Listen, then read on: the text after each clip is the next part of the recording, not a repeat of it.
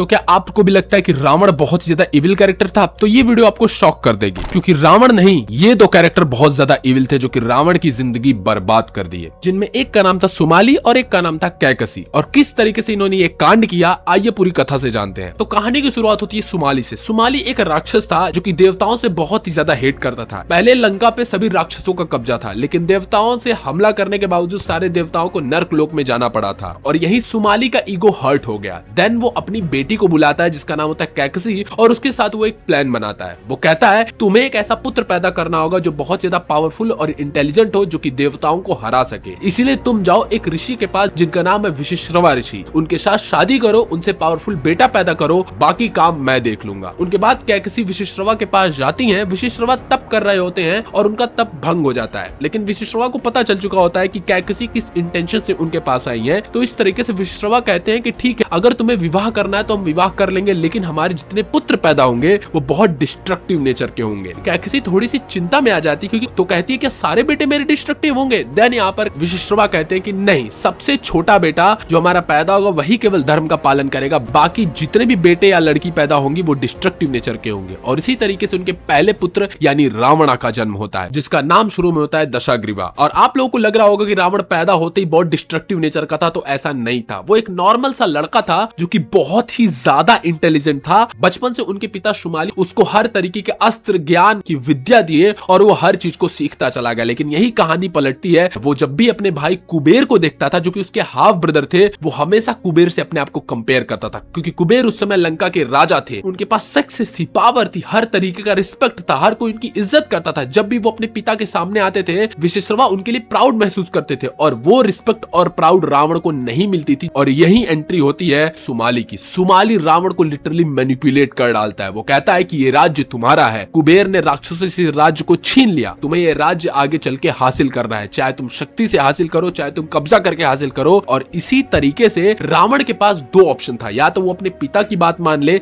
जो कि उन्हें धर्म और सच्चाई का रास्ता दिखा रहे थे, या तो अपने नाना सुमाली की बात मान ले, क्योंकि धर्म के रास्ते पे चलना कठिन है, उसका रिजल्ट आपको लेट में मिलता है, लेकिन अधर्म का रास्ता, पावर का रास्ता आपको जल्दी रिवॉर्ड देता है। इसीलिए उसने दूसरे रास्ते को चूज किया। तभी वो कांस्टेंट कुबेर के कंपैरिजन की वजह से इतना ज्यादा नॉलेजेबल बना। 4 वेदों का, 6 वेदांगनाओं का, astrology, Ayurveda, statecraft, music, grammar, हर चीज में वो मास्टर कर लिया। ब्रह्मा जी से वरदान ले लिया, शिव जी से अस्त्र ले लिया, कुबेर की राज्य पे हमला करके कुबेर के राज्य लंका पे कब्जा कर लिया। फिर भी उसका जो ईगो था वो शांत नहीं हुआ। और उसके बाद उसकी साइकोलॉजी में क्या डिफरेंस आया, इसके बारे में डीप से मैंने नीचे वाले वीडियो में बात किया है, जाके आप वीडियो देख सकते हो।